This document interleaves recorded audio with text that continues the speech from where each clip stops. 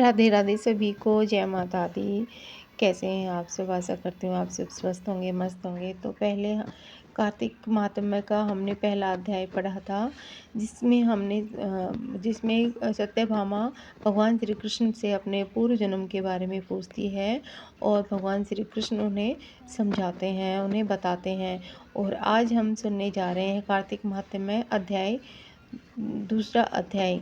तो बोलिए श्री कृष्ण भगवान की जय। ओम नमो भगवते वासुदेवाय नमः। कार्तिक माहात्म्य दूसरा अध्याय। भगवान श्री कृष्ण ने कहा, हे देवी गुणवती, अपने पिता व पति को राक्षस के द्वारा मारे जाने का समाचार सुनकर बड़ा विलाप करने लगी। हे नाथ, हे पिता, आप मुझको त्याग कर कहाँ चले गए? मैं अकेली कन्या हूँ, आपके बिना अब मैं क्या करूँ? अब मेरे भोजन और वस्त्र आदि की व्यवस्था कौन करेगा? घर में स्नेह पूर्वक मेरा पालन पोषण कौन करेगा? मैं कुछ नहीं कर सकती। मुझ विधवा की रक्षा कौन करेगा? मैं कहाँ जाऊँ, कहाँ रहूँ? मेरा तो अब कहीं ठिकाना नहीं रहा। इस तरह रोती और बिलखती गुणवती पछाड़ खाकर पृथ्वी पर गिर पड़ी और मूर्छित हो गई।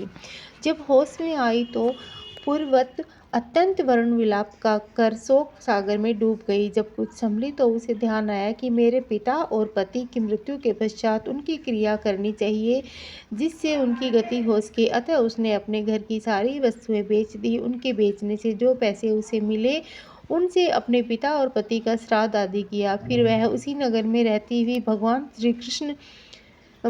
श्री कृष्ण की भक्ति में आठों पहर मग्न रहने लगी। उसने जन्म से लेकर मृत्यु तक नियम पूर्वक सारी एकादशियों के व्रत और कार्तिक महीने में उपवास तथा व्रत किए। हे प्रिय, ये एकादशी और कार्तिक व्रत मुझको बड़े ही प्यारे हैं। मुक्ति, भक्ति, पुत्र और संपत्ति को देने वाले परम पवित्र हैं। जो मनुष्य कार्तिक मास में जब तुला राशि पर सूर्य आता है तो सवेरे उठकर स्नान करते हैं, व्रत व उपासना करते हैं, वह मुझे बहुत ही प्यारे हैं। क्योंकि यदि वह बड़े पापी भी हों तो भी स्नान व व्रत के प्रभाव से उनको मोक्ष की प्राप्ति हो जाती है। जो मनुष्य कार्तिक में स्नान, जागरण, दीपदान तथा तुलसी के वृक्ष की रक्षा करते हैं, वह साक्षात विष्णु भगवान के तुल्य हैं। जो मनुष्य कार्तिक मास में मंदिर में झाड़ू लगाते हैं और स्वास्तिक बनाते हैं और विष्णु भगवान की पूजा करते हैं, वह जीवन मुक्त हो जाते हैं। यह सुनकर गुणवती भी प्रतिवर्ष मन लगाकर कार्तिक का व्रत और भगवान विष्णु का पूजन करने लगी। हे प्रिय, एक बार वह बुखार से पीड़ित थी और दुर्बल हो गई, फिर भी किसी न किसी प्रकार गंगा स्नान के लिए चली गई। गंगा तक पहुंची थी कि सर्दी के कारण वह बुरी तरह से कांप रही थी। वह एकदम स्थिर हो गई। तब वह मेरे दूतों के द्वारा मेरे धाम में आई। उसके पश्चात ब्रह्मा आदि देवताओं की प्रार्थना पर जब मैंने कृष्ण का अवतार लिया तो उस समय मेरे गण भी मेरे साथ आए। वह सब इस पृथ्वी पर यादव बने हैं। तुम्हारे पिता जो कि पूर्व जन्म में देव शर्मा थे, इस समय सत्राजित हैं। पूर्व जन्म में चंद्र शर्मा जो तुम्हारा पति था, वह डाकू है। और हे भामिनी, तुम ही वह गुणवती हो। यह कार्तिक व्रत का ही प्रताप है जिससे कि तुम मेरी अर्धांगिनी बनी हो। पूर्व जन्म में तुमने मेरे मंदिर के द्वार पर तुलसी का पौधा लगाया था और वह इस समय तुम्हारे महलों के आंगन में कल्प वृक्ष के रूप में खड़ा है। तुमने जो उस जन्म में दीपदान किया था, उसके कारण तुम्हारी देह सुंदर है, तुम्हारे शरीर में शोभा है और घर में साक्षात लक्ष्मी निवास करती है।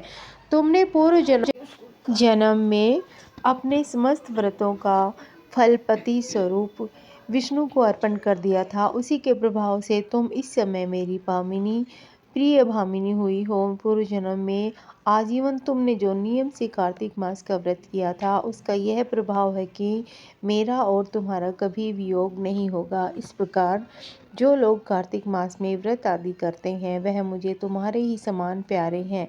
वह लोग जो कि दूसरे जप तप यज्ञ दान आदि करते हैं, कार्तिक मास में किए गए व्रत के सामने उनका फल बहुत थोड़ा होता है, अर्थात कार्तिक मास के व्रतों का 16वां भाग भी नहीं है। इस तरह से सत्यभामा भगवान श्री